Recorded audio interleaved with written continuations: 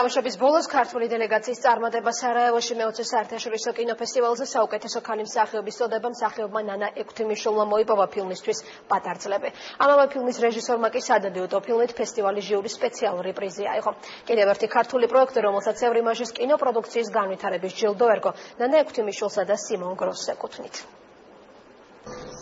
თინათინ ყაჯრიშვილის სარეჟისორო დებიუტი ბერლინის კინოფესტივალზე მსოფლიო პრემიერის შემდეგ კიდევ ერთ საერთაშორისო ფესტივალზე გამოარჩიეს.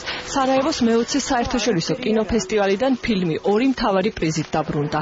ახალგაზრდა რეჟისორმა ფესტივალის ჟიურის სპეციალური პრიზი გული მოიპოვა. მთავარი როლის შემსრულებელი მარიამ კიტიაკი საუკეთესო ქალი მსახიობის პრიზის მფლობელი გახდა. შარშანაც ქართულ ფილმში დაწყილათ ეს ჯილდო და აღარ მოველოდით რომ კიდევ სარაევოს გული თან 2 მთავარი პრიზი ისევ საქართველოში წამოვიდოდა. წელს ჟიურის თავმჯდომარე იყო ბელატარი და ჟიურის პრიზი ჩემთვის ძალიან სასიხარულოა. ეს ყოველთვის სასიამოვნო არის, როდესაც ასე გამოგარჩევენ და დაგიფასებენ. ეს ყოველთვის ძალიან კარგია. მაგრამ მაინც მთავარი უფრო სხვა რაღაცებია, მთავარი ალბათ თვითონ ფილმია. როგორ ფიქრობ ადამიანი ეგეთ რაღაცას რო გაჩვენებს სასურდანიშნავდეს. სარაევოს საიუბილეო საერთაშორისო კინოფესტივალმა გასული წლის გამარჯვებული ფილმის გრძელი ნათელი დღეების რეჟისორებს ევრიმაჟის კინოპროდუქციის განვითარების პრიზი გადასცა.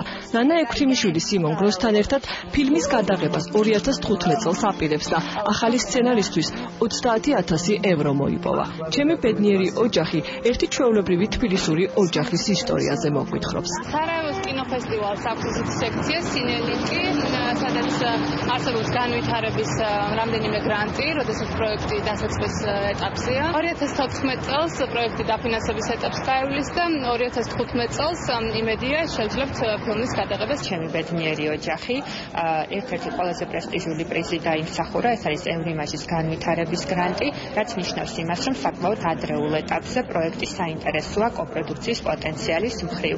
ვფიქრობ, რომ ნანა და სიმონი საკმაოდ სწორად განავითარებენ ამ პროექტს.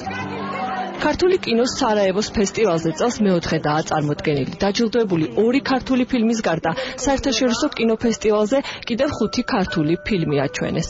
მინდა აღნიშნო საზოგადოებრივი მაუწყებლის ფილმი ხელმწიფე, რომელიც მონაწილეობდა დოკუმენტურ სექციაში, დეა კულუმბეგაშვილის ფილმი ხილავის სივრცეები, რომელიც იყო წარდგენილი მოკლე ფილმების სექციაში და ასევე ლევან კოღუაშვილის ფესტივალის უკვე ძალიან საყვარელი ფილმი შემთხვევითი პაებნები, რომელიც იყო ფოკუსში ნაჩვენები. ჩვენი რეჟისორები სულ უფრო მეტ აღიარებას პოულობენ საერთაშორისო არენაზე. სარაევოს კინოფესტივალი რეგიონში ერთ-ერთი ყველაზე მნიშვნელოვანია და ამ ფესტივალზე მთავარი სპეციალური ჟიურის პრიზის და მთავარი ქალის როლის შემსრულებლის მთავარი პრიზის აღება, მე ვფიქრობ, საკმაოდ დიდი წარმატება. კიდევ ერთი საერთაშორისო აღიარების შემდეგ თინათინ ყაჯრიშვილის პატარძლებს ქართველი მაყურებელი საქართველოს კინოთეატრებში 11 სექტემბრიდან იხილავს.